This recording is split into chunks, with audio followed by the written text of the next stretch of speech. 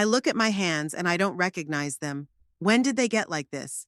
The skin is like faded parchment speckled with brown spots, the veins bulge with blue rivers, and the joints are deformed by arthritis. 74 years had left their mark. Walter always said he loved my hands, that they told the story of our lives. But Walter is gone. 8 months, 2 weeks, and 3 days since he's been gone. The fall wind tosses yellow leaves through my kitchen window in Lebanon.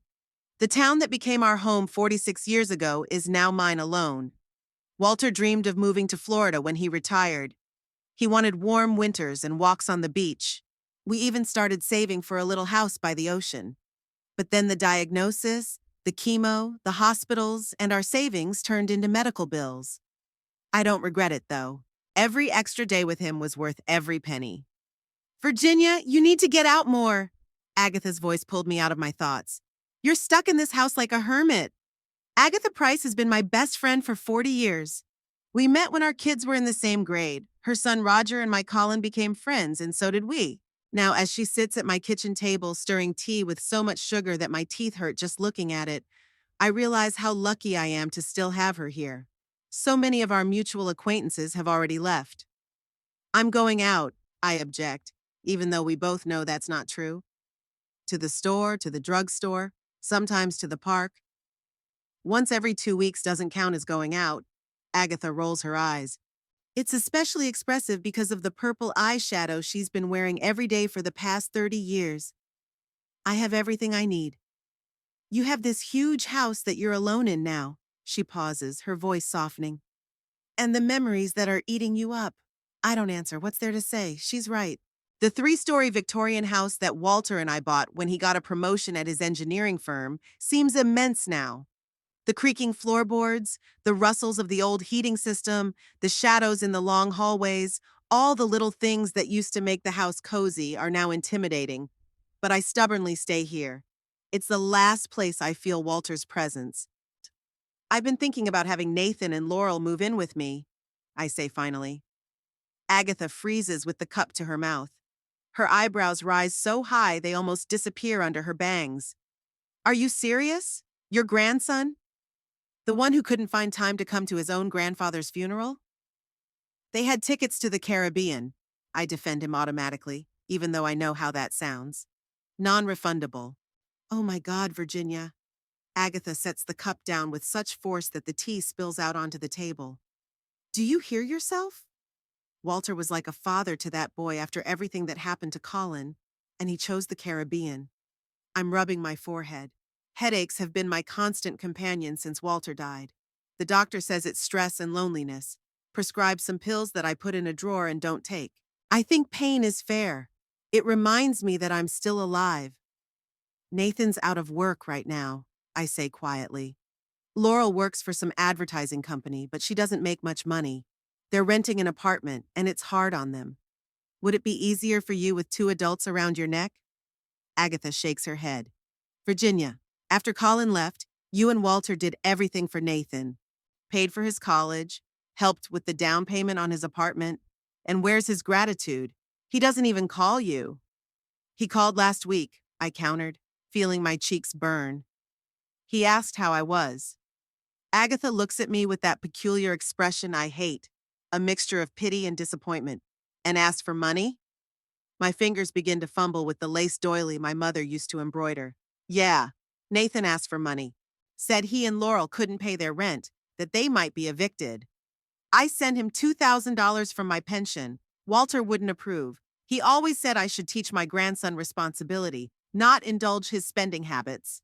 But since my husband died, I've been softer, or weaker. I thought if they moved in with me, I continued, ignoring Agatha's question, they'd save on rent, and I wouldn't be so lonely. Honey, Agatha covers my hand with hers, her skin as old as mine, but her nails covered in bright pink polish. I know you miss me, but Nathan, he's not the man to brighten your loneliness. You know him, and I do. I know how he grew up spoiled, capricious, always getting what he wanted. After my son and his wife died in a car accident, Nathan was only 5. Walter and I took him in, raised him like our own child. But something went wrong. Maybe we spoiled him too much, trying to make up for the loss of his parents. Maybe the trauma was too deep, or maybe it was just his personality. Nathan grew up to be a self-loving young man who couldn't take responsibility for his actions.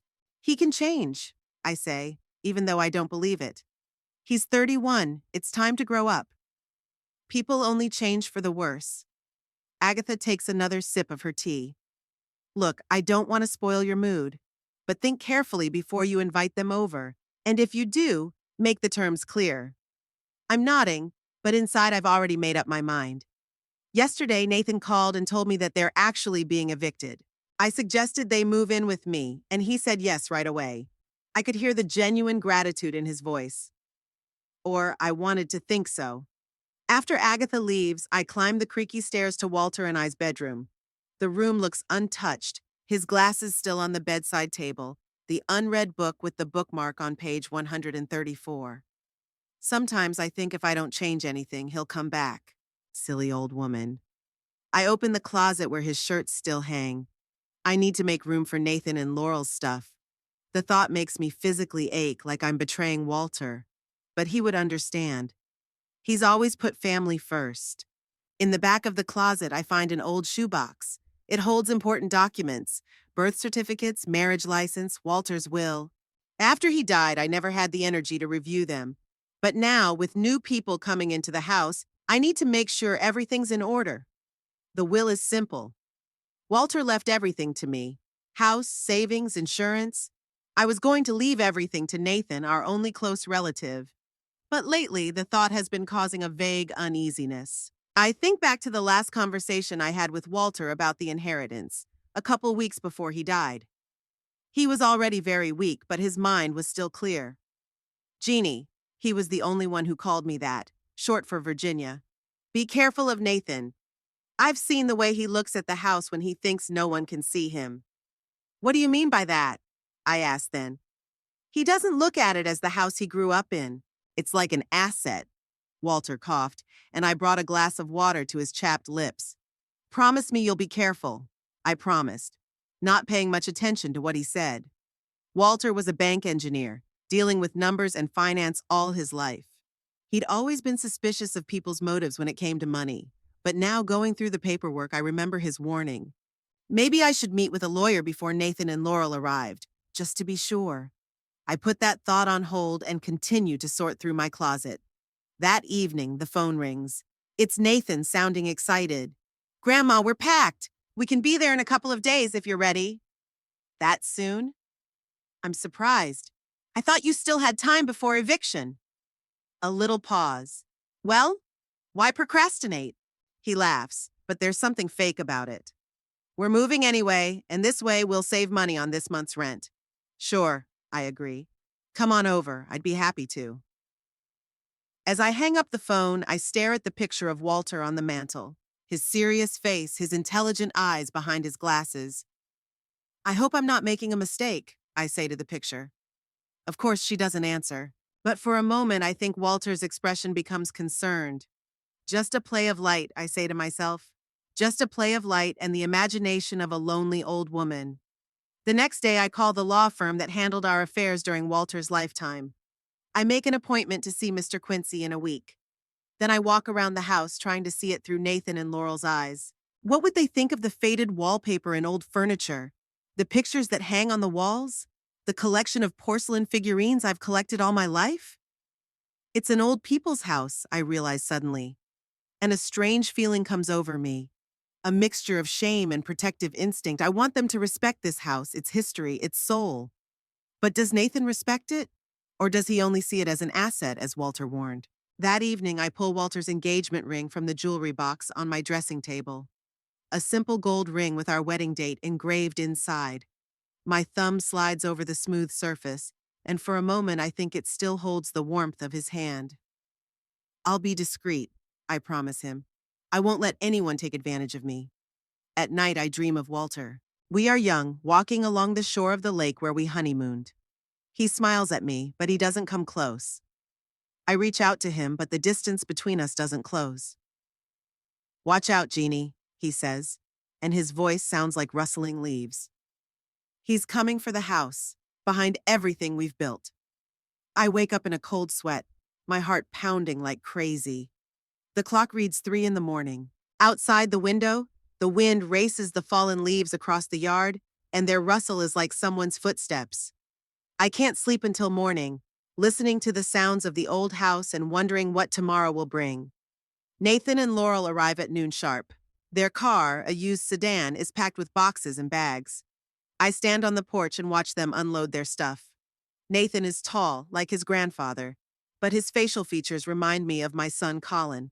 Every time I look at him, I see the ghost of my boy, and my heart clenches with pain and love.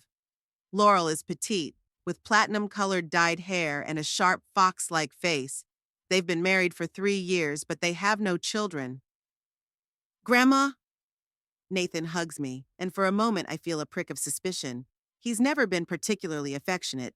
It's so good to see you. Hi, Virginia. Laurel kisses the air near my cheek. She smells like expensive perfume and cigarettes. I help them set up in Colin's former room, which later became the guest room. The room that Walter and I shared for almost 50 years I'm keeping. It's temporary, Nathan says, unpacking the boxes, until we get back on our feet. We don't want to be a burden. But I can tell from the way they're arranging their things, from the way Laurel is hanging the dresses in her closet, that they're here for the long haul. And somewhere in the back of my mind, I'm glad. Maybe there will finally be life in this empty house again. The first few days are spent awkwardly adjusting to each other. We have breakfast together, but then Nathan and Laurel disappear on their own errands. She works remotely, he's supposedly looking for a job. In the evenings, we watch TV or just sit on the veranda. I tell stories about the past, about Colin as a child, about young Walter. Nathan listens with interest. Laurel smiles politely, but often checks her phone. One night as I'm making dinner, I hear them talking in the living room. They don't know I can hear them. Have you seen how much junk is in this house? Laurel's voice sounds annoyed. Old books, those ugly porcelain things, pictures. It's not junk, Nathan answers, but he's not sure. It's their stuff, her memories. Memories, Laurel snorts. Do you know how much this house is worth? I looked at similar ones in the neighborhood, at least $1 million, plus the land, plus her savings and her grandfather's insurance. Laurel, there's a warning in Nathan's voice. Not now. When? She could live another 10 years. Are you willing to wait that long? Silence falls, and I freeze with the knife in my hand.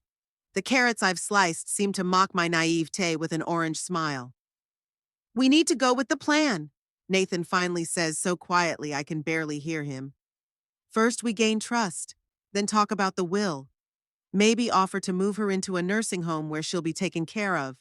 And we'll take care of the house, Laurel laughs, and her laugh is like the sound of breaking glass. I go back to slicing vegetables, but my hands shake, and the knife slips, leaving a bloody streak on my finger. The wound isn't deep, but the pain is sobering. Walter was right. They came for the house, the inheritance, and I, silly old woman, let the wolves into the sheepfold myself. A week passed after our conversation with Agatha. Monday morning, I woke up to the sound of a car pulling up. When I looked out the window, I saw an old gray sedan filled with boxes and bags. Nathan and Laurel had arrived unannounced, even though I hadn't expected them until 3 days later. Grandma! Nathan opened his arms on the doorstep. We decided not to wait. The manager gave us 2 days to move out. Can you believe it? I tried to hide my surprise and vague anxiety at this sudden appearance. Of course, come in. I stepped back, letting them inside. The room upstairs is ready. You're the best. Nathan pecked me on the cheek and dragged the first box upstairs. Laurel stood in the hallway, looking around the house with an appraising gaze, as if estimating its value. It's a beautiful house, Virginia, she said finally. Such high ceilings. I wonder how much it costs to keep it up. Quite a bit, I said evasively. But Walter and I always managed. The corner of her mouth twitched, as if she wanted to say something but didn't. Instead, she smiled a little too broadly and followed Nathan. By lunchtime, they had completely moved their belongings into the guest bedroom that had once belonged to my son Colin. I made chicken soup, Nathan's favorite dish from childhood. We sat at the kitchen table, me talking about the neighbors, about what had changed in the city in recent years. You know, Grandma, Nathan said, Laurel and I are worried about you living here alone. This house is too big for one person. I'm used to it, I replied. Besides, you're here now. Yes, but we can't stay forever. Nathan sighed. Sooner or later, we will have to find our own place. This is the family home, I said quietly. It will be yours someday, after I'm dead. I saw Laurel and Nathan exchange quick glances. Something flickered in their eyes. Impatience? Greed? Don't say that, Grandma. Nathan covered my hand with his. You'll live for many more years. His words sounded sincere, but his fingers trembled slightly. I remembered Walter's last words to me. Take care of yourself and be careful with Nathan. At the time, I'd put it down to medication and illness, but now, looking at our grandson, I was beginning to understand what my husband meant. The first few days of their stay went relatively smoothly. Nathan said he was looking for a job. Laurel spent most of the day on the computer, claiming to be working remotely. I cooked, cleaned, and tried not to notice how my house was slowly changing. It started with little things. My pictures of me and Walter on the mantel were pushed aside to make room for Laurel's knickknacks. My favorite vase moved from the coffee table to the far shelf. The lace doilies I'd embroidered over the years were gone, replaced by modern coasters. On Thursday, 4 days after they arrived, I discovered that my tea set, a wedding gift from Walter's parents, no longer stood in the sideboard. Nathan, have you seen my tea set? I asked at dinner. Oh, that old china? Laurel spoke up first. I moved it into the attic. It's so fragile, we were afraid we'd accidentally break it. But I use it every day, I objected. It's been 50 years. Grandmother, Nathan smiled indulgently. Maybe it's time for a new set of dishes. Laurel and I bought a nice modern set, very practical. Thank you, but I prefer my own set, I said firmly. The next day the set was back, but it was obvious Laurel didn't like it. I often caught her disgruntled looks when I thought I couldn't see. In the evenings, we watched TV in the living room. Walter and I used to love documentaries and old classic dramas. Now my house was filled with reality shows and action movies, which Nathan and Laurel preferred. My suggestions to watch something else were usually ignored. Grandma, that's boring, Nathan would say when I offered to turn on the History Channel. Let's do something fun. Gradually, I spent more time in my bedroom where I could read in peace and reminisce about the old days. A week after they arrived, I noticed that Nathan had begun to take a special interest in Walter's financial records. One morning, I found him in my husband's office going through the folders in his desk. What are you looking for? I asked, standing in the doorway. Nathan flinched and quickly closed the drawer. Oh, Grandma! I was just looking for paper clips. Laurel needs them for work. The paper clips are in the top drawer, I said. You were looking in the bottom one. Did I? He laughed nervously. I must have gotten it mixed up. That same night, I heard him and Laurel whispering in the kitchen, thinking I was already asleep. Did you find anything? Laurel asked. Nothing concrete, Nathan answered. But according to the bills, they must have a decent savings. And grandfather's insurance. I went quietly back to the bedroom, feeling a chill run down my spine. They were looking for information about my money, my inheritance. The next day, Agatha called. Virginia, how are you? How are your guests? They're fine, I answered uncertainly. They're, taking care of me. Somehow you don't sound convincing. Agatha was always able to read me like an open book. What's going on? I sighed, not knowing if I should tell her about my suspicions. They've started making changes to the house, I said at last. Moving things around, asking questions about finances. I knew it, Agatha exclaimed. Virginia, be careful. They're not just here for no reason. But it's my grandson, I objected weakly. The only family I have left. Being related by blood doesn't make people holy, Agatha cut Agatha off. Believe me, I know what I'm talking about. After talking to Agatha, I decided to be more careful. And indeed, I soon noticed new warning signs. Nathan and Laurel began to leave the house regularly for errands, returning agitated and silent when I entered the room. Laurel began to ask about the history of the house, about the neighboring properties, about the value of the real estate in the area. These houses are so beautiful, she said, flipping through an interior design magazine. They must be worth a fortune. Probably, I answered evasively. Wednesday night, as I walked up the stairs, I heard their voices coming from the guest bedroom. The door was ajar, and I stopped involuntarily to listen. "She's still strong for her age," Laurel said. "She could live a long time." "I know," Nathan sighed. "But we can't sit on Grandma's neck forever. We have to do something." "I have an idea." Laurel lowered her voice, but I could still hear her. "What if we offered to move her into a nursing home? Say they'll take better care of her than we can." "Would we stay in the home?" Nathan asked. "Sure. We'll keep an eye on him while she, you know." I felt nausea coming up my throat. They were planning on driving me out of my own home, send me to die in an institution while they enjoyed the fruits of Walter's and my years of labor. I walked quietly to my room, locked the door, and sat on my bed, trying to calm my trembling hands. "What would you do, Walter?"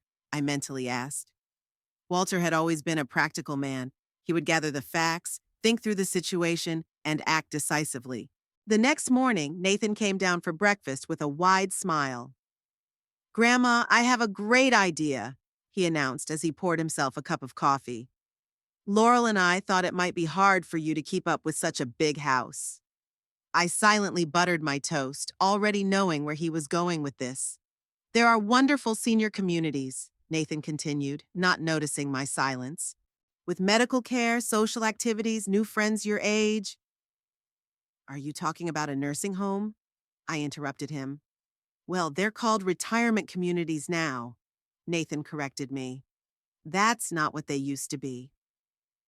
"What's going to happen to the house while I'm in this community?" I asked, looking him straight in the eye. "Oh, Laurel and I will look after it, of course." He smiled as if he was doing me a favor. "You won't have to worry about a thing." "Nathan," I set the toast aside, "I'm not going to move into a nursing home. This house is my home. This is where I've lived most of my life, and this is where I want to die." His face changed, his smile disappeared. "But Grandma, that's not wise. You're alone here if anything happens." "I'm not alone," I objected. "I have Agatha, I have neighbors, and now you and Laurel." "But we can't be here all the time," Nathan exclaimed. "We have our own lives, our own plans." "Which include my house?" I asked quietly. Nathan turned pale. "What do you mean?" "I heard everything yesterday," I said. "Your conversation with Laurel." "You were eavesdropping?" His face contorted with anger. "You were talking loud enough," I shrugged. "And this is my house. I have a right to know what goes on in it." Nathan slammed his fist on the table, making the cups bounce. "Damn it, Grandma! We're trying to help. You're too old to live alone." "I'm 74, not 94, I replied calmly, "and I'm doing just fine on my own." Laurel came into the kitchen at that moment, her eyes traveling from me to Nathan. "What's going on?" "Grandma overheard us talking," Nathan hissed. "And now she's accusing us of some selfish motive." "I'm not accusing anyone," I said. "I'm just stating the facts." Laurel sat down at the table, her face wearing a look of genuine concern. "Virginia, we really want what's best for you," she said softly. "Nathan is so worried about you. We both do."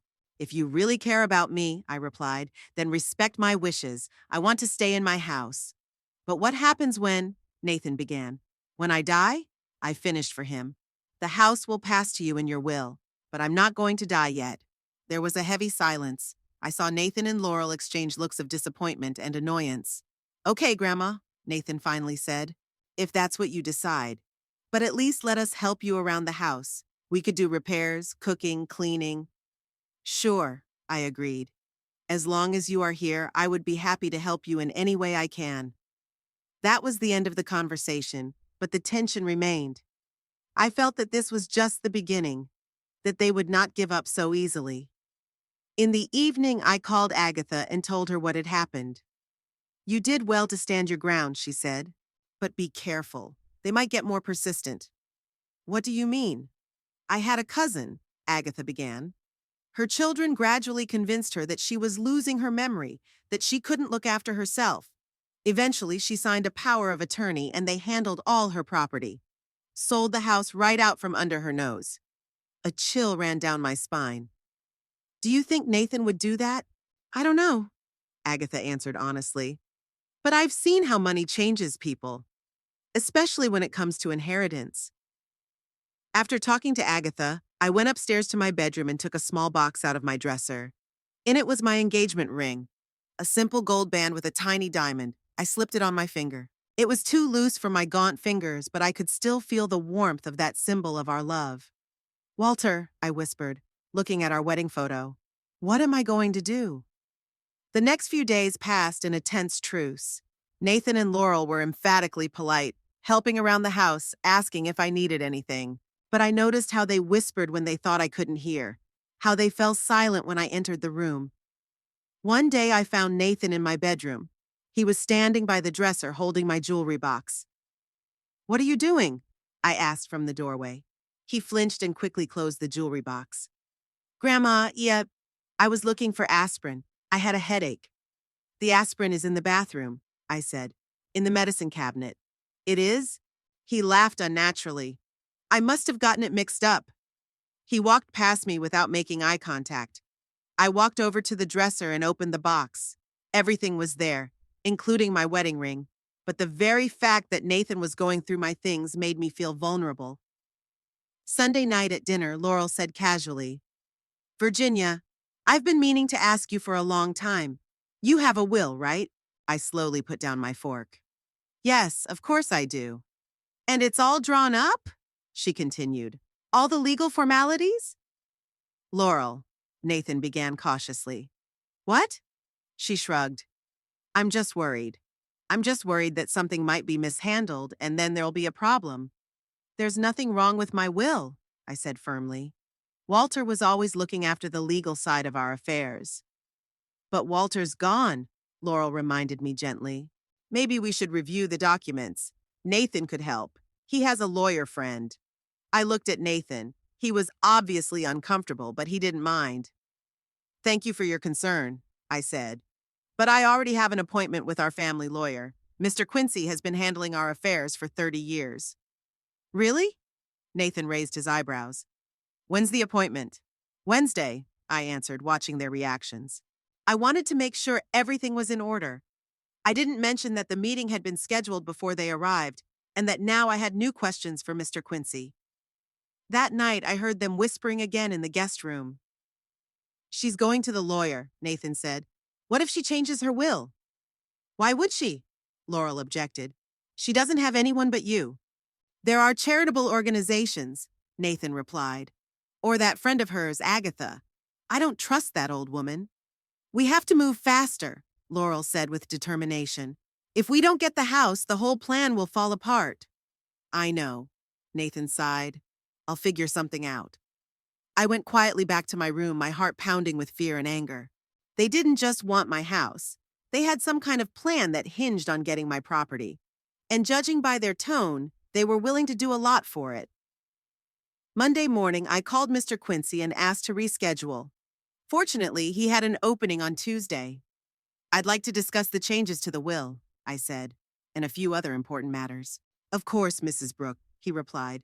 I'll prepare all the necessary documents. I spent the rest of the day watching Nathan and Laurel, their feigned concern and poorly concealed impatience. They thought I was a weak, helpless old woman to be manipulated, but they were wrong. I had lived a long life full of challenges, and I wasn't about to give up without a fight. In the evening, when I was about to go to bed, there was a knock at my door. Grandma, can I come in? Nathan's voice sounded unusually soft. I opened the door. Nathan was standing there with a cup in his hands. I brought you some tea, he said with a smile. Chamomile tea, to help you sleep better. I accepted the cup, but I didn't drink it. Thank you, Nathan. Grandma, he stammered. I wanted to apologize for our conversation about the nursing home. Laurel and I really only want what's best for you. But if you'd rather stay here, we'll support your decision. I stared at him, trying to see the sincerity behind his words. But all I saw in Nathan's eyes was calculation. Thank you, I said again. I'm glad to hear that. I love you, Grandma, he said, hugging me awkwardly. And I really appreciate everything you and Grandpa have done for me. When he left, I poured my tea down the sink. Perhaps it was paranoia, but I no longer trusted the food or drink they offered me. I lay in bed, thinking about tomorrow's meeting with the lawyer and what I had to do to protect myself and Walter's memory from my own grandson's greed. Tuesday morning was overcast and chilly. A light drizzle drizzled outside the window, and the branches of the old maple tree scratched the glass like bony fingers. I woke with the first rays of the sun, though I could barely see them behind the heavy clouds. I dreamed of Walter, standing at the end of the dark hallway, saying something, but I couldn't make out the words. The house was unusually quiet. Laurel was usually in the kitchen by this time, rattling the dishes, pretending to be making breakfast, when in fact she was just moving things around, disrupting the order I was accustomed to. Nathan usually showered in the mornings, and the sound of the water echoed throughout the house through the old pipes. But today it was quiet. I dressed slowly and carefully, choosing the blue dress Walter had always loved. It hung looser on me than it had before. I'd lost almost 9 pounds since his death. But that didn't matter. I had an important meeting with Mr. Quincy today, and I wanted to look presentable. As I walked down the stairs, I was careful not to wake Nathan and Laurel. I didn't want to have to explain where I was going. I'd learned over the days that the less they knew about my plans, the better. But in the kitchen, I was surprised to find Nathan sitting at the table with a cup of coffee, fully dressed and looking unnaturally awake for early morning. "Grandma," he exclaimed with a smile that didn't reach his eyes.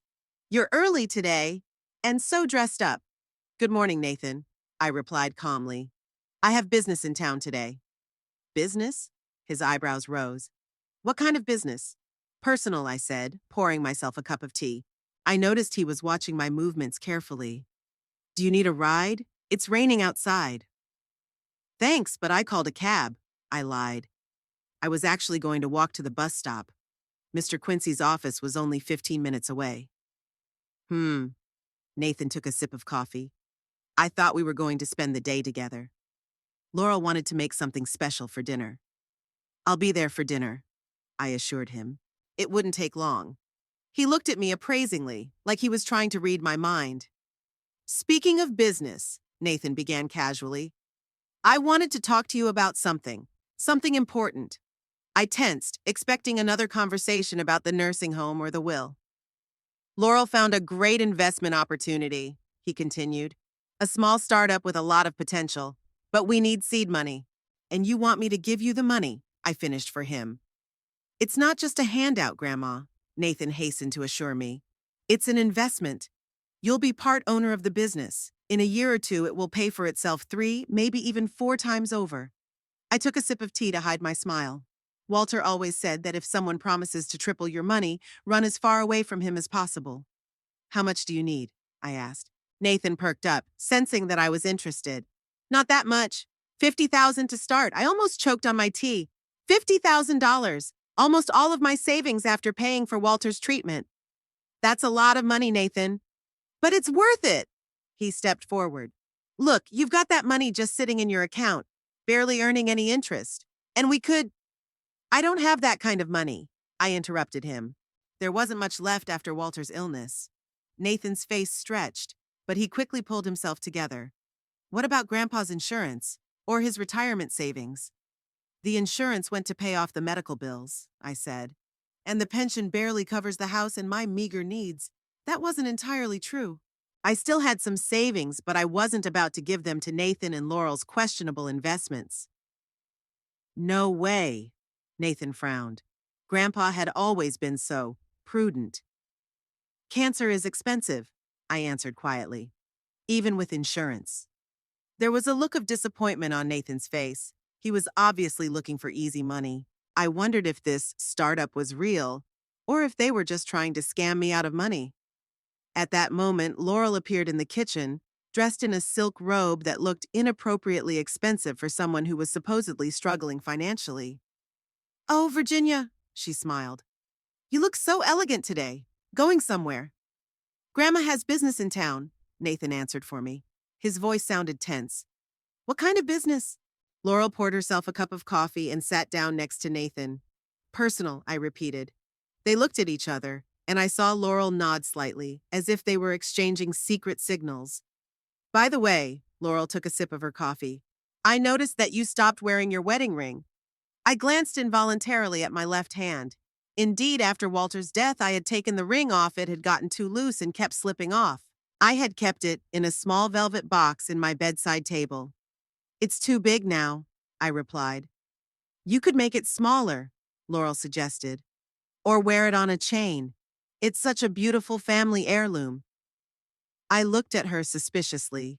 My ring was a simple gold bezel with a tiny diamond. Nothing particularly valuable from a material standpoint. Why was she suddenly interested in it? Maybe, I said uncertainly. But I have to go. The cab will be here soon. I got up from the table, but Nathan grabbed my arm. Wait, Grandma, you're not going to the lawyer, are you? His question caught me off guard, and I couldn't hide my surprise. What makes you say that? You said you had a meeting with Mr. Quincy on Wednesday. Nathan stared into my eyes.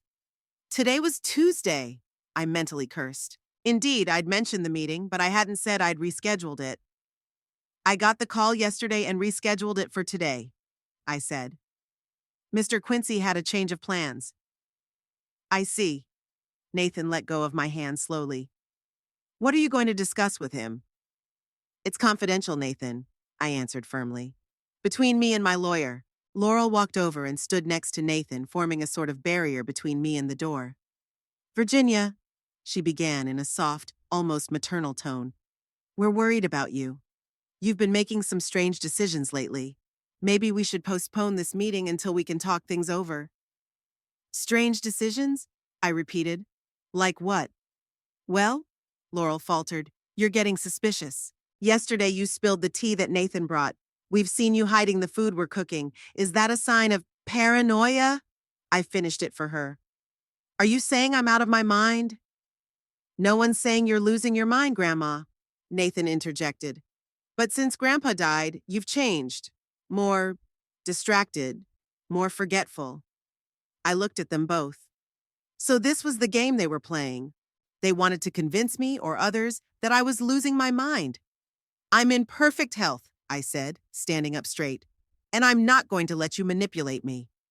No one's trying to manipulate you, Nathan threw up his hands. We're just caring.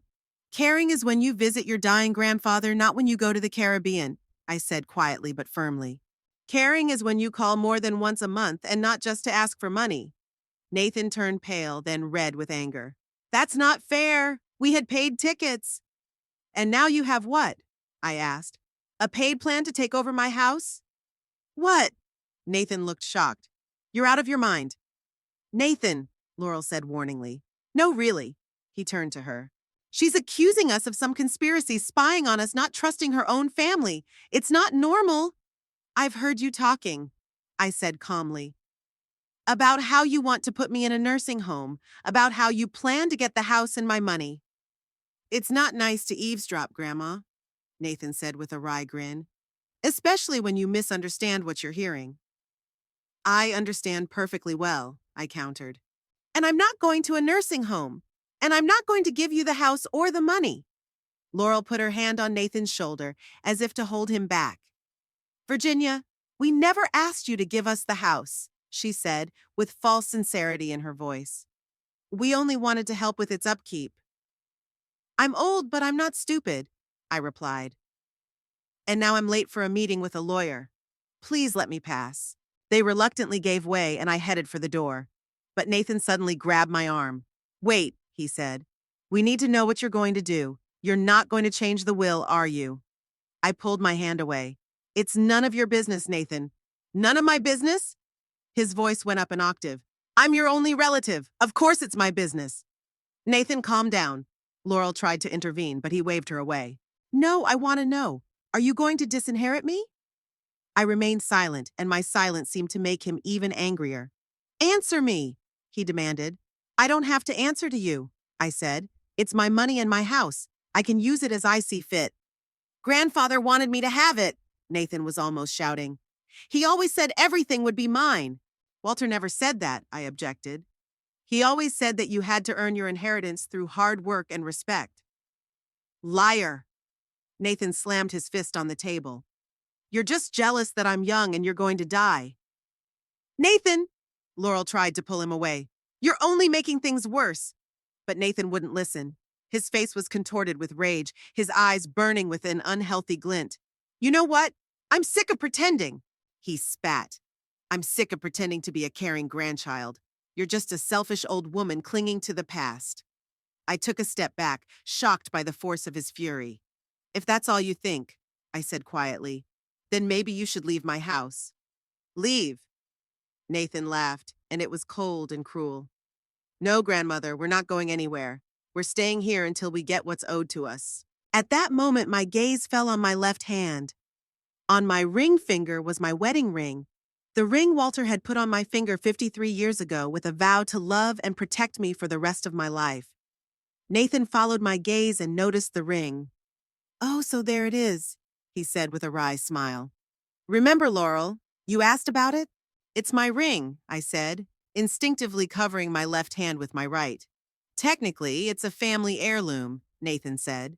And while we're on the subject of inheritance, he suddenly grabbed my hand and tried to take the ring off. I resisted, but he was much stronger. In the struggle, the ring slipped off my finger and fell to the floor. Give it back! I shouted, trying to pick it up, but Nathan pushed me away. It's a valuable piece, he said, picking it up and examining it. The diamond is small, though. It has no value to you, I said, tears welling up in my eyes. Give me the ring, Nathan. Oh, now you're asking. He grinned. How about a deal? You give me the house and the money, I give you the ring. You can't be so cruel, I said, not believing this was happening. It was all I had left of Walter. Cruel? Nathan laughed. It's cruel to leave your only grandson penniless. I don't have tons of money, I said tiredly. I already told you. Liar! Nathan threw the ring on the floor. Grandpa was always a cheapskate, and so are you. He stepped on the ring, and I heard the quiet clinking of metal on tile. Give me my inheritance, Nathan demanded, leaning toward me. Or I'll kick you out of your own house. No, I said firmly. I won't give you the house or the money. Now pick up my ring and get out of here. Both of you. Or what? Nathan grinned. Or you and your wife will be on the street tomorrow, I said, standing up straight. I spoke to Mr. Quincy yesterday. He's prepared the eviction papers. You're bluffing, old woman. You're not going to do anything to your own grandson. You stopped being my grandson the moment you started threatening me, I said, tears streaming down my cheeks. Walter was right about you. You only see money, not people. Money is the only thing that matters, Nathan shouted. He picked up the ring from the floor and threw it across the kitchen. It hit the wall and bounced somewhere in the corner. That's what I think of your ring, Nathan shouted. And your threats too, Laurel finally intervened, grabbing his arm. Nathan, stop it! You're making it worse! Shut up! He yelled, shaking off her hand. I'll handle this my way. He turned to me again. Listen carefully, Grandma. We're not going anywhere. This house will be mine whether you want it to be or not. And if you try to kick us out, I'll tell everyone you're out of your mind. I stared at him, not recognizing the man in front of me. Go away, I said quietly. Get out of my house. Nathan laughed, and it was cold and cruel. Dream on, old woman. We're going to stay here. And you know what? When you die, I won't even go to your funeral. After Nathan and Laurel left, I sank slowly into a chair, feeling my legs shake. The sound of the front door slamming shut still echoed in my ears, and my grandson's words burned my heart like hot iron. I couldn't believe this was real, that the boy Walter and I had lovingly raised could do this to me. My first impulse was to cry, but the tears wouldn't come. Instead of grief, I felt a strange numbness, as if a part of me had died in that horrible scene in the kitchen. And perhaps it had. That naive, trusting Virginia who believed in family values and the unconditional love of family had died. I rose slowly, leaning against the wall, and moved to the corner of the kitchen where Nathan had tossed my wedding ring. I knelt down carefully, wincing at the pain in my joints, and searched. I found the ring under the refrigerator, a small gold band with a tiny diamond that Walter had put on my finger 53 years ago. The ring looked intact, just a little scratched from hitting the wall. I wiped it gently with the edge of my skirt and tucked it into my pocket. As I stood up, I caught a glimpse of my reflection in the glass door of the closet. A pale face with dark circles under my eyes, deep wrinkles, and tight lips. It looked older, tougher than I felt, but there was a determination in his eyes that hadn't been there yesterday. I went back to the table and poured myself a fresh pot of tea, trying to collect my thoughts. The doorbell rang, taking me by surprise. Who could it be? Had Nathan already come back? I cautiously went to the window and peeked out. Agatha was standing on the porch, dressed in her favorite purple coat, a basket in her hands. "You look terrible," she said without preamble when I opened the door. "What's wrong?" I stepped back silently, letting my friend into the house, and we walked into the kitchen together. "Nathan and Laurel," I finally answered as we sat down at the table. "We had a fight." Agatha didn't say anything, just slid the basket over to me, which contained warm blueberry muffins, my favorite treat since childhood. I nodded gratefully but didn't eat, my throat still tight from the stress I'd been under. "Tell me," Agatha said simply, taking off her gloves. And I did. About Nathan's demands that I give him money for some mythical startup, about his threats, about how he'd ripped my wedding ring off my finger and thrown it across the kitchen, about how he threatened to make me look crazy if I didn't sign the house over to him. As I spoke, Agatha's face grew darker and darker. When I finished, she clasped my hands tightly in hers. "Virginia, that boy has gone too far. We've got to call the police." "What am I going to tell them?" I sighed. "That my grandson yelled at me and threw my ring?" They'd only laugh. "Threats and psychological abuse are no joke," Agatha countered.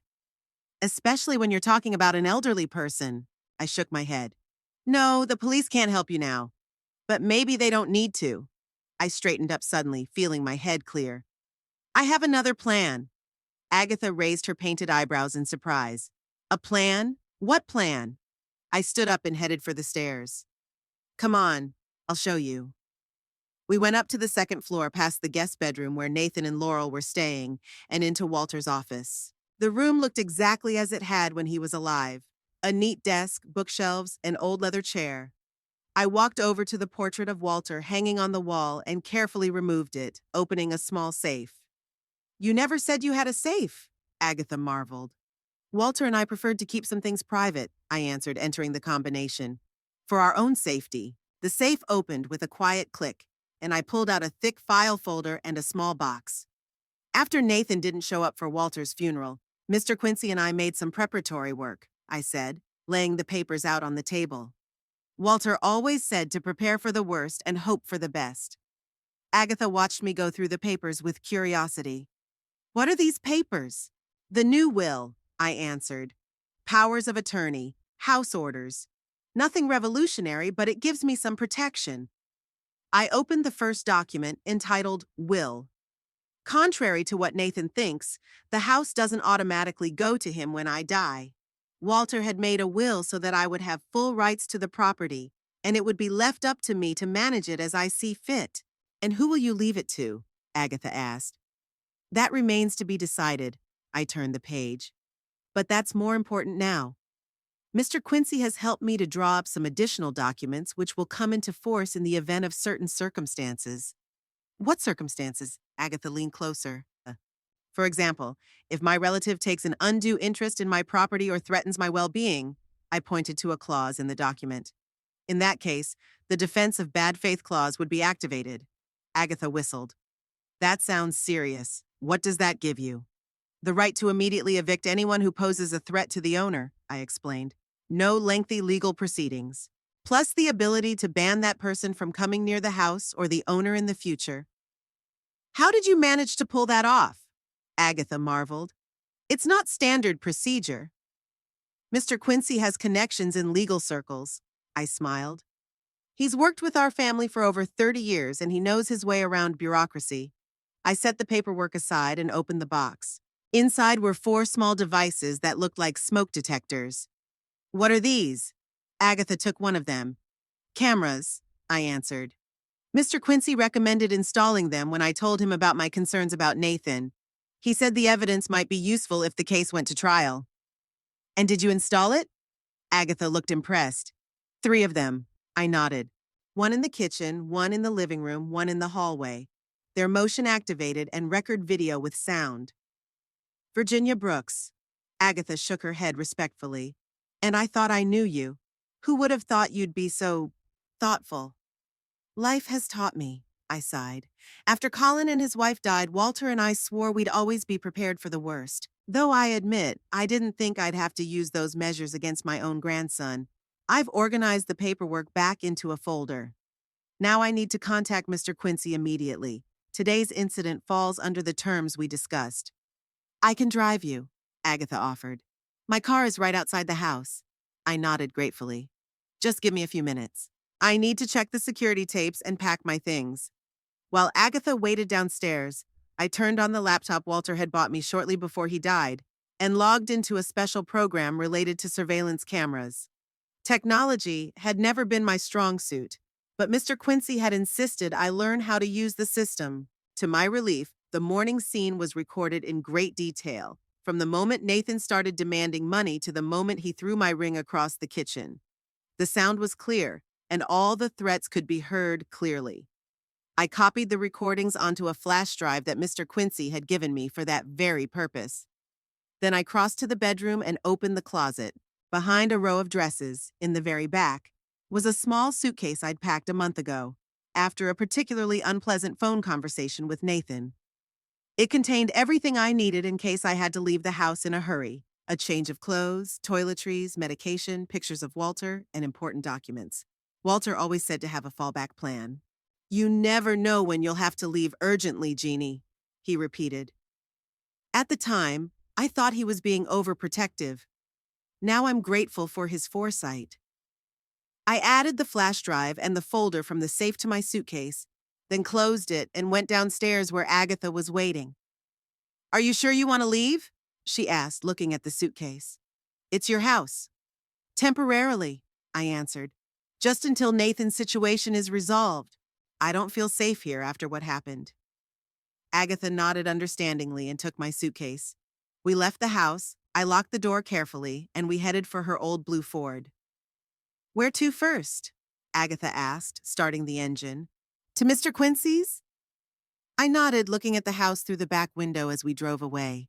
The Victorian building where most of my life had been spent looked sad under the gray October sky. Strangely, I didn't feel any longing or regret as I left it. Just determination and a kind of detached calm. It was as if a part of me knew this day was coming and was ready for it. Mr. Quincy's office was located in downtown Lebanon, in an old red brick building. He had occupied it for 35 years, and not much had changed in that time. The same heavy wooden doors, the same leather chairs in the reception area, the same elderly secretary, Ms. Patterson, who seemed to have been here forever. "Mrs. Brooks," she exclaimed when she saw me. "We weren't expecting you today. You had an appointment for tomorrow." "I know, Ms. Patterson," I tried to smile. But something happened, unforeseen. "I need to see Mr. Quincy right away." Ms. Patterson looked at me carefully, then at Agatha, then at my suitcase. "Just a moment," she said, and picked up the telephone receiver. "Mr. Quincy, Mrs. Brooks is here to see you. She says it's urgent." Pause. "Yes, that's what I thought. All right, I'll walk her out." She hung up and nodded to us. "Mr. Quincy will see you now. Come on in." Agatha stayed in the waiting room, and I went into the familiar office where I was met by Mr. Quincy, a tall, thin man with a neat gray beard and shrewd blue eyes. Walter and I had met him when we first moved to Lebanon, and he had handled all our legal affairs ever since. "Virginia," he got up from the table and walked over to me. "What's wrong?" "Nathan," I answered simply, sinking into the chair across from his desk. "It's exactly as we feared." Mr. Quincy frowned and sat down across from me. "Tell me everything from the beginning." And I did, about Nathan and Laurel's move, about their strange behavior, about the conversations I'd overheard, and finally about today's incident with the ring and the threats. Mr. Quincy listened attentively, making notes in his notebook. "I have a recording," I said, pulling out a flash drive. "The cameras you suggested we install worked perfectly." Mr. Quincy plugged the flash drive into his computer, and we watched the morning scene together. His face grew increasingly grim as we watched. "This is serious, Virginia," he said when the tape ended. "What your grandson is doing falls under the definition of psychological abuse, and given your age, it could be considered elder abuse. I just want him out of my house, I said in a tired voice, and to leave me alone. Mr. Quincy nodded and opened the folder I had brought. We have prepared for this scenario, as you will recall. We have the defense of bad faith documents you signed 3 months ago. They authorize us to demand immediate eviction of your grandson and his wife from the house. And how quickly can that be done? I asked. Given the evidence, Mr. Quincy nodded at the screen, which still showed a still image of an angry Nathan. I can get an eviction order today. The sheriff can execute it tomorrow morning.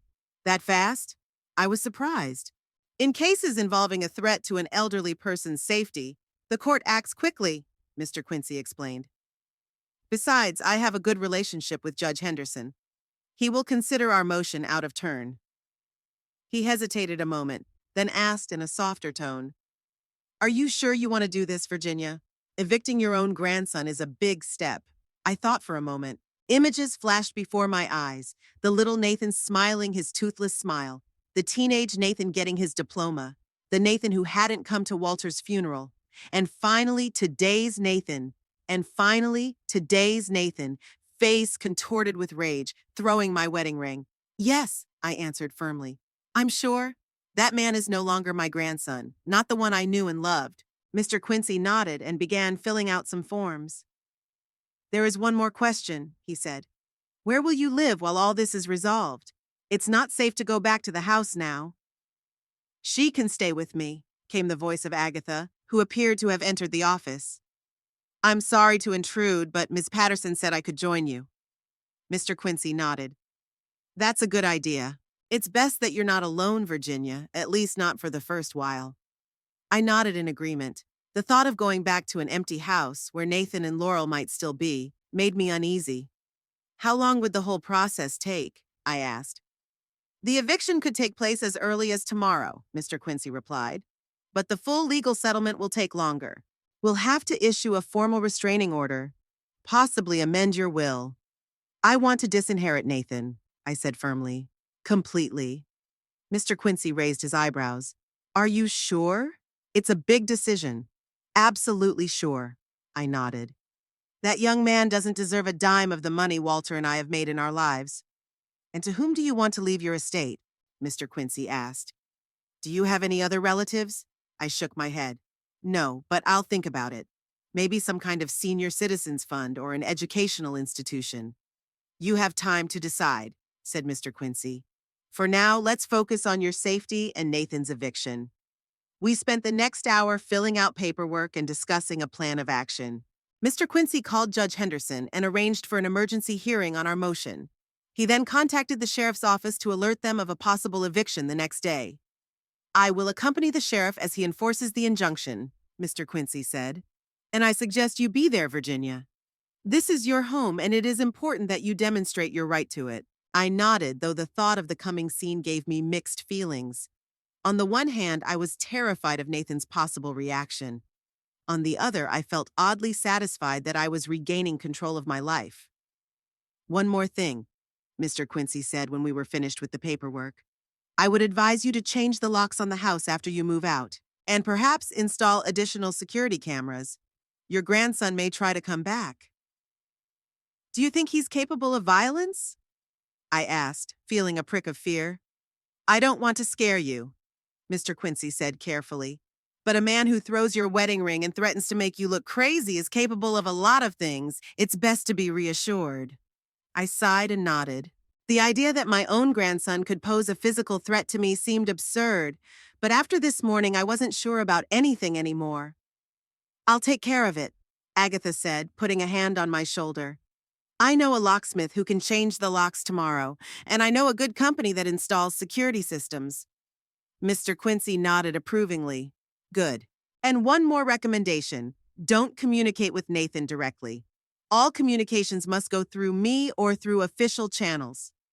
I don't want to talk to him, I said. Not after today. However, he may try to contact you, Mr. Quincy warned. When people feel they are losing control of a situation, they become unpredictable. Be prepared for calls, messages, perhaps even personal visits. I'll be right by her side, Agatha assured her. No one would bother Virginia without her consent. I smiled gratefully at my friend.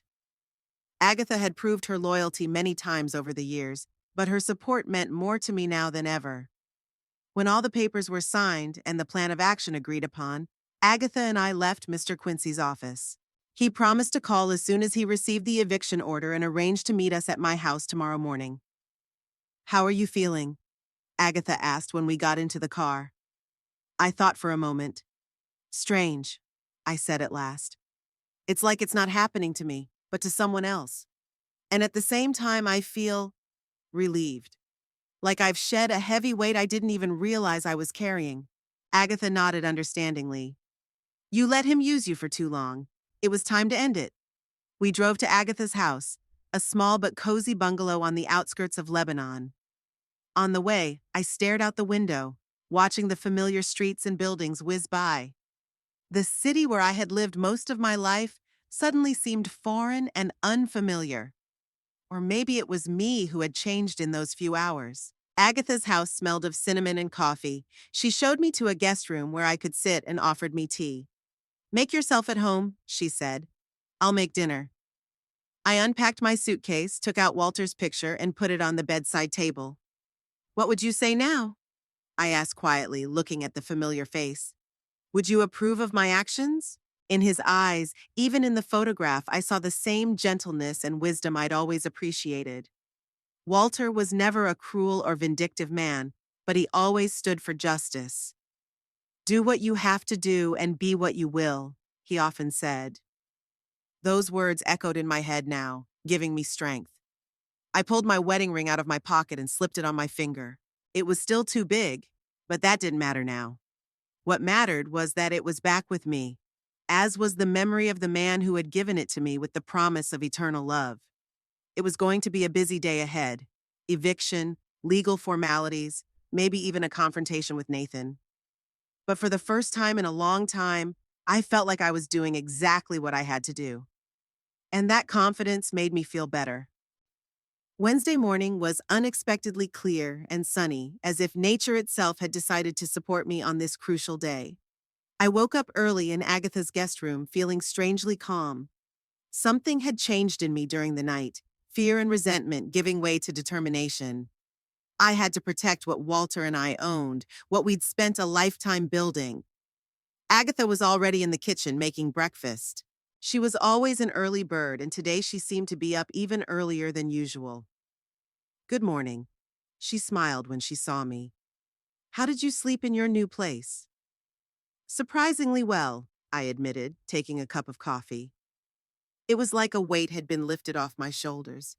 We ate breakfast in silence until the phone rang. It was Mr. Quincy informing me that Judge Henderson had signed the eviction order last night, and Sheriff Dawson was ready to execute it at 11 o'clock this morning. "I'll meet you at the house at 10:30, said Mr. Quincy. "It would be better if we went in with the sheriff." After the call, I felt my insides tighten. It was one thing to plan to evict my grandson in theory, and quite another to face the reality of that decision. "Is everything all right?" Agatha asked, noticing my pallor. "I'm just wondering if I'm doing the right thing," I admitted. "Maybe I should have tried talking to Nathan again, given him a chance." "You gave him plenty of chances," Agatha said firmly. "And how did he repay you? Threats and insults." "No, Virginia, you're doing the right thing." I nodded, pulling myself together. The time for doubt was over. We left at 10 to be on time for the appointment. On the way, I looked at the familiar streets of Lebanon, thinking about how things had changed in the past few days. On Monday, I was just a lonely widow trying to help my grandson and his wife. Today, I'm on my way to evict them from their home with the help of the sheriff. Mr. Quincy was already waiting for us when we pulled up. He was standing outside his black Lincoln, holding his briefcase, and looking as impeccable as ever. Navy blue suit, neatly tied tie, shined shoes. "Good morning, Virginia." He shook my hand. "Are you ready?" "As ready as I can be," I answered, feeling my heart pounding in my chest. Mr. Quincy nodded understandingly. "Sheriff Dawson will be here any minute. He's taking 2 deputies with him in case there's any complications." "Do you think Nathan might resist?" I asked, feeling a prick of worry. "We have to be prepared for anything," Mr. Quincy replied evasively. "People rarely take evictions calmly. Soon a police SUV with a county sheriff's emblem pulled up. Sheriff Dawson, a large man with a weathered face and shrewd eyes, and two young deputies got out. I knew the sheriff from my work on a local charity committee where Walter and I had participated for many years. "Mrs. Brooks," he nodded at me. "I'm sorry to have to meet under these circumstances." "Me too, Sheriff," I replied. "But unfortunately, I don't have a choice." Sheriff Dawson glanced at his watch. "It's 11:05. Let's get started." We walked to the door, and I pulled out my keys. It felt strange knocking on my own house, but it was a formality. Nathan opened the door, dressed only in his pants and a t-shirt, despite the late hour. When he saw me in the company of the sheriff and Mr. Quincy, he paled visibly. "Grandma, what's going on?" His eyes flicked from me to the sheriff. "Mr. Brooks," Sheriff Dawson said in an official tone, "I have an order for your immediate eviction from this house. You and your wife have 1 hour to gather your personal belongings and leave the premises." Nathan stared at the document the sheriff held out to him as if he didn't understand what was happening. "What is this nonsense?" He finally squeezed it out. "There must be some mistake. I live here at my grandmother's invitation." "And that invitation has been revoked," Mr. Quincy said calmly. "Mrs. Brooks has filed a formal complaint of psychological abuse and threats from you. We have video evidence." At the word video evidence, Nathan's face changed from bewilderment to understanding and then to rage. "You were taping me!" He turned to me, taking a step forward. Sheriff Dawson immediately stepped between us. "I suggest you remain calm, Mr. Brooks. Aggressive behavior will only make your situation worse."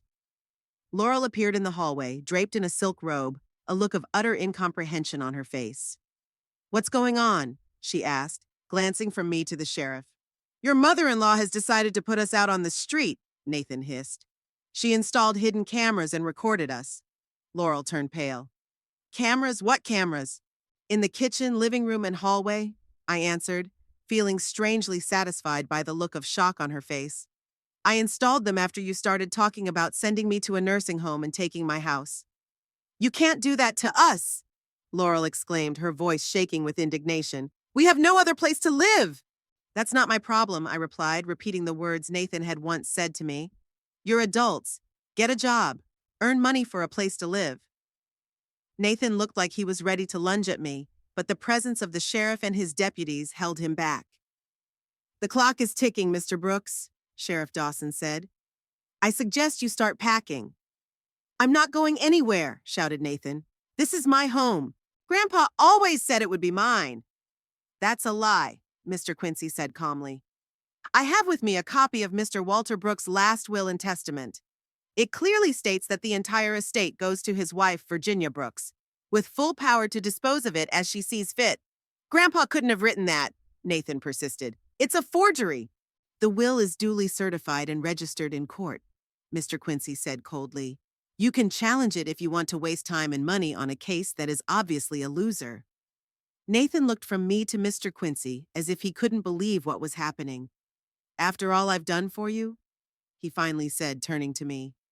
"What exactly have you done for me, Nathan?" I asked quietly. "Not coming to the funeral of the husband who raised you like his own son? Demanded money when I was just recovering from my loss? Or threatened to make me look crazy and take my house?" Nathan opened his mouth, but couldn't find anything to say. 52 minutes, Sheriff Dawson reminded him. "I'd start packing if I were you." Laurel seemed to realize the inevitability of the situation more quickly. "Come on, Nathan," she tugged on his arm. "We need to pack at least the essentials." Nathan followed her upstairs reluctantly, giving me a hateful look. I felt my knees shake, and Agatha pulled a chair toward me. "Sit down," she said softly. "You're as pale as death." I sank into the chair, feeling a mixture of relief and deep sadness. Despite everything Nathan had done, he was still the child Walter and I had raised, the boy I'd once rocked in my arms and comforted after nightmares. "You're doing well, Virginia," Mr. Quincy said quietly, sitting down beside me. "I know it's not easy."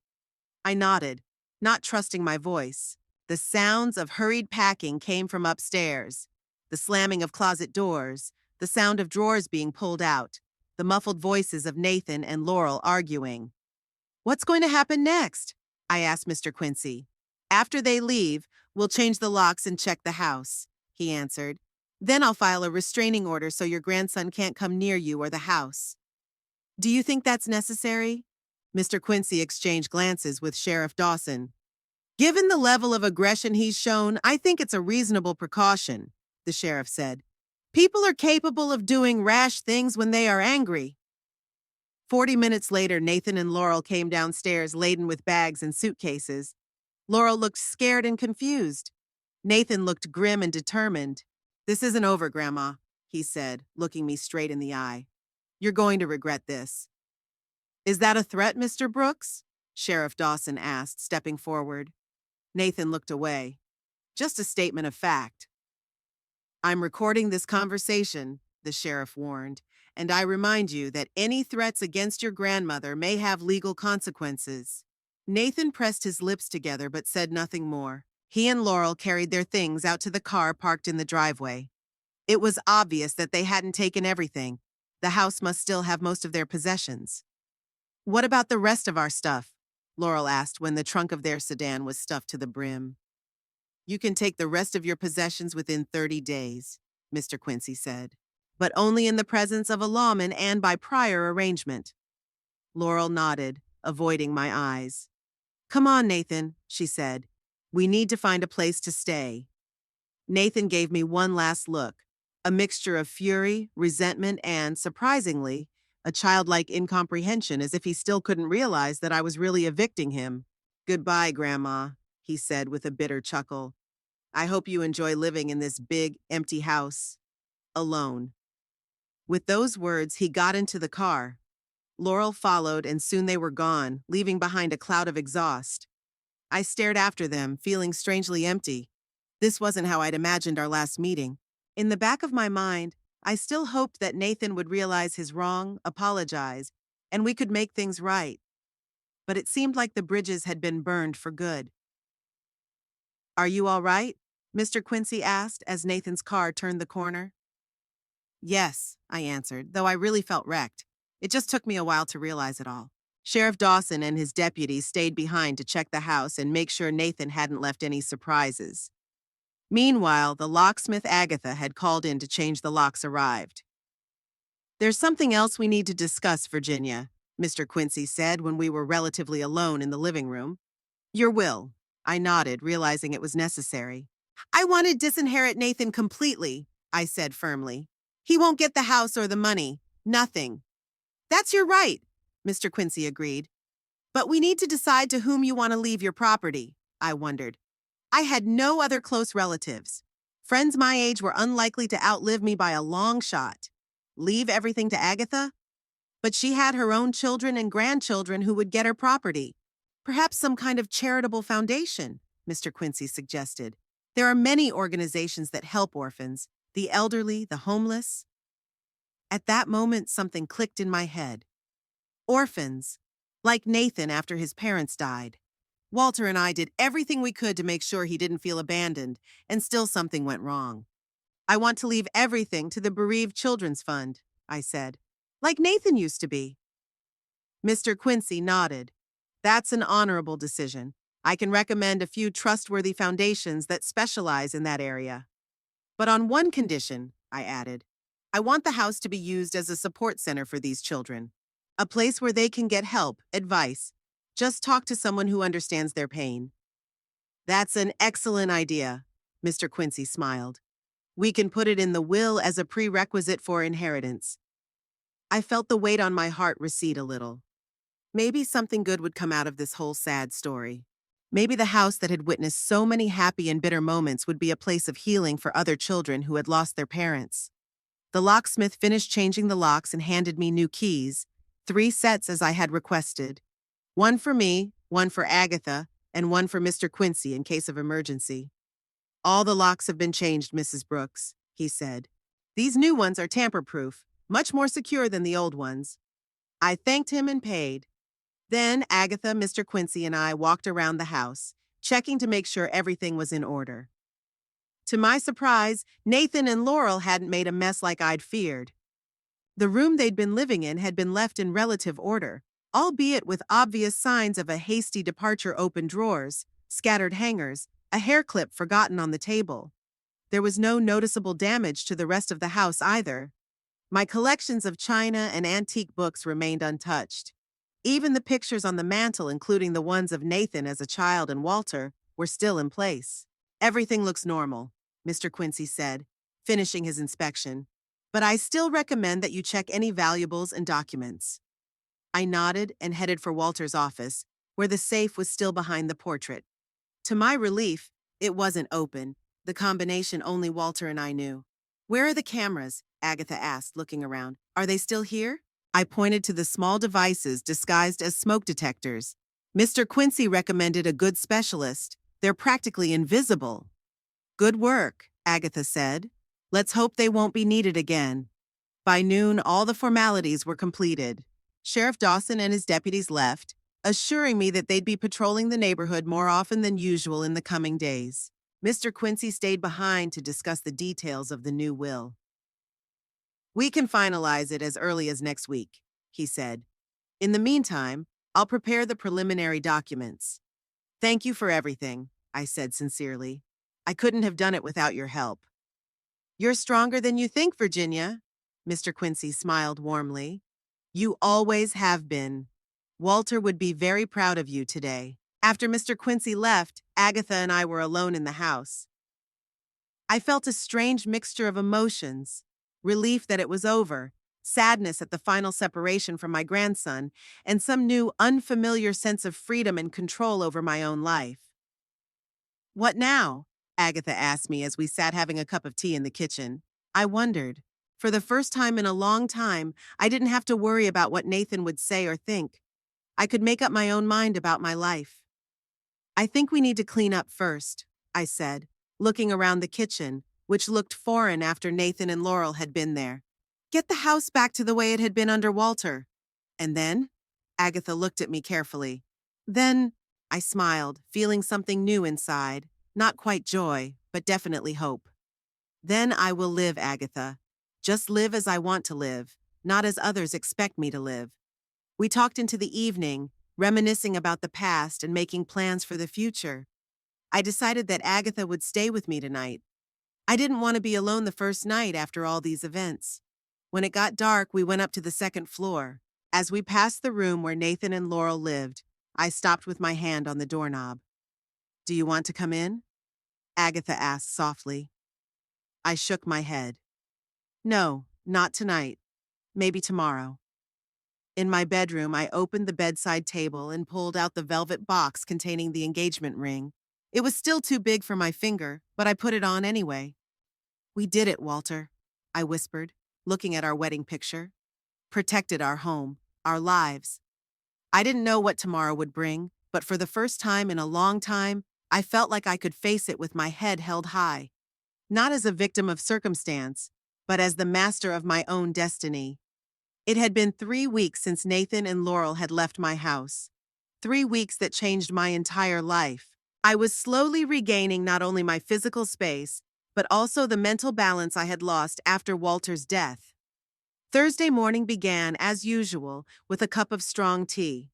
Autumn leaves were swirling outside the window, and the sky was clear, with a slight tinge of winter. A young delivery boy appeared on the doorstep with a small box in his hands. "Mrs. Brooks?" he asked, checking the delivery note. "Delivery from Gilmore & Sons Jewelry." Inside, on a velvet cushion, was my new piece of jewelry, a delicate gold pendant in the shape of a key with a small diamond on the end. The same diamond that used to adorn my engagement ring. After Nathan and Laurel had moved out, I'd found my old ring lying in the corner of the kitchen where my grandson had tossed it. It was slightly bent, but largely intact. The idea to melt down the ring came spontaneously. I went to the oldest jewelry shop in Lebanon, where Master Gilmore Jr. offered several options for a new piece. I chose the key, a symbol of my newfound freedom and independence. I took the pendant out of the box and put it around my neck. The gold felt pleasantly cold against my skin. The mirror reflected an older but still straight woman with a neat haircut and a new sparkle in her eyes. I smiled at my reflection. I'd been smiling more often lately. The ringing of the phone interrupted my reflection. It was Mr. Quincy. "Good morning, Virginia." His voice sounded a little strained. "I have some news you should know.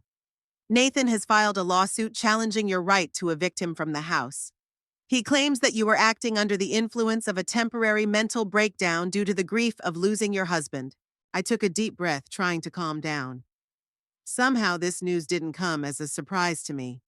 Nathan had always been stubborn, never admitting defeat. "Would there be any repercussions?" I asked, trying to keep my voice steady. "Very unlikely," Mr. Quincy assured me. "We have video evidence of his threats, an official sheriff's warrant, and a psychologist's report confirming that you are of sound mind, but will have to appear in court in 2 weeks for a preliminary hearing." "I understand," I said, feeling oddly calm. "We'll fight." I learned from Agatha that Nathan and Laurel had rented a small apartment on the outskirts of the city. Nathan got a job as a salesman at an electronics store, and Laurel continued to work remotely for some advertising company. They were clearly struggling financially. Their car was always parked outside their house, as if they were saving money on gas. Sometimes, in moments of weakness, I wondered if I had treated them too harshly. Maybe I should have given them another chance. But then I remembered Nathan's face, contorted with rage, his words, "You're just a selfish old woman clinging to the past." And my doubts receded. Some bridges cannot be rebuilt, no matter how painful. At 11 o'clock, a representative of the children's charity arrived, a pleasant middle-aged woman named Elizabeth Foster. We discussed my plans for the house and the possibility of setting up a support center in it for children who have lost their parents. "It's a very noble decision, Mrs. Brooks," Ms. Foster said, making notes in her notebook. "And, I have to say, quite unusual. Most people just donate money but not real estate. This house is special," I explained. "2 generations of children have grown up here, including my grandson, who was orphaned at the age of 5. I want the house to continue to serve children who need support." After she left, I felt a strange peacefulness. The thought that the house, which had witnessed so many important moments in my life, would continue to serve the good even after me, brought comfort. At 2 o'clock, Mr. Quincy arrived with the final version of my new will. We sat down in Walter's office, where I now spent much of my time sorting through his papers and putting my own affairs in order. "What about Nathan's lawsuit?" I asked as I signed the last of the papers. "Would it affect the will?" "No," Mr. Quincy answered confidently. "Even if, which is highly unlikely, the court declares the eviction wrongful, it won't affect your right to dispose of your property." "All right," I nodded. "I don't want him to get any of it. Not after trying to manipulate and threaten me." "Speaking of manipulation," he said, tucking the documents into his briefcase, "I heard that Nathan had contacted several lawyers in town, trying to find one who would take on the challenge to your mental health. But to his disappointment, Lebanon's legal community is pretty tight, and your reputation speaks for itself." "So he's still trying to prove I'm out of my mind?" I grinned bitterly. "Unfortunately, yes." Mr. Quincy looked embarrassed. "But then again, he doesn't stand a chance. Especially after you've been examined by Dr. Mitchell." After Mr. Quincy left, I went up to my bedroom to change before dinner with Agatha. As I walked past Nathan and Laurel's former room, I stopped. I hadn't gone in there once in those 3 weeks. Gathering my courage, I opened the door. The room looked empty and impersonal. Most of Nathan and Laurel's stuff was still here. They hadn't been able to pick it all up that day and never showed up for the rest. On the bedside table, I noticed a plainly framed photo, a snapshot from Nathan's college graduation. Walter and I stood on either side of him, proud and happy. Nathan was smiling into the camera, holding up his diploma. It seemed then that he had everything ahead of him: a career, a family, success. What happened to that young man? When did ambition and dreams turn into greed and calculation? Lunch with Agatha at a new French restaurant was just what I needed to lift my spirits. We sat by the window, enjoying the fine cuisine and casual conversation. "You look better," Agatha said, looking at me carefully. "More peaceful." "I am," I agreed. "It's strange, but after everything that's happened, I feel calmer than I ever have since Walter died." "Because you stopped living for others," Agatha said, sipping her wine. "You've always been strong, Virginia. You just let grief and a sense of duty to your grandson overshadow that strength."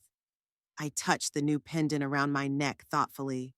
You know, when I decided to have my wedding ring melted down, I had a guilty conscience, like I was betraying Walter's memory. But then I realized he would have approved. He always said that things are just things. It's the memories and the feelings we associate with them that matter. In the evening, Mr. Quincy called me with some unexpected news. I've learned that Nathan and Laurel are planning to leave Lebanon. They are? That news took me by surprise. Where? Chicago, I think. Laurel has some connections in the advertising business there. I remained silent, digesting the information. Nathan is leaving the town he grew up in, the town where his parents and grandfather were buried. It seemed like a definitive break with everything that connected him to the past. Well, maybe it's for the best, I finally said. A fresh start in a new place. Maybe, Mr. Quincy agreed. Anyway, the trial's already set for next Tuesday. If they really are leaving, the suit will probably be withdrawn. After the conversation, I sat for a long time staring at the fire in the fireplace. The thought of Nathan leaving gave me mixed feelings. On the one hand, I was glad I wouldn't run into him in town anymore. On the other, it meant that the breakup was truly final. There would be no more chance of reconciliation, not even theoretical. But maybe that's the way it should be. Some relationships simply exhaust themselves. Some wounds are too deep to heal. And sometimes the best thing to do is admit it and move on. I went upstairs to Walter and I's bedroom. There was a picture of him on the bedside table. He was smiling, his eyes full of life and love. I touched my new pendant, feeling the diamond, the same one Walter had given me 53 years ago, catch the light of the nightlight. I did it, Walter, I whispered. I protected our home. I lay in the bed that had once been ours, and for the first time in a long time, I didn't feel alone. There was a dream about the future, not the past. And when I woke up in the morning, the feeling of peace and rightness of the decisions I had made stayed with me. Life went on, and for the first time in a long time, I was ready to live it on my own terms.